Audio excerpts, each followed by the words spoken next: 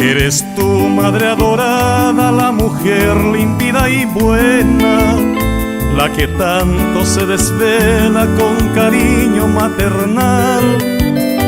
Por tus hijos al celestial siempre elevas una plegaria. Eres santa madre mía, un gran tesoro sin igual. Yo recuerdo desde niño me enseñaste cosas bellas, siendo tú como la estrella de mi vida guiadora, acunando a toda hora a tus hijos por igual. Dulce madre idolatrada de ternura angelical.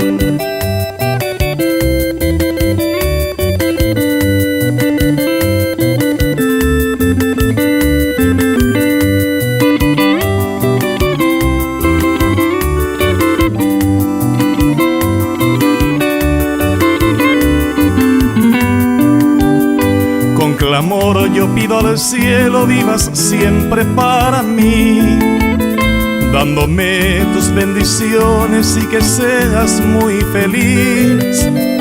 Madre mía, solo así tendré dicha y alegría, porque eres tú en la vida esa prenda más querida.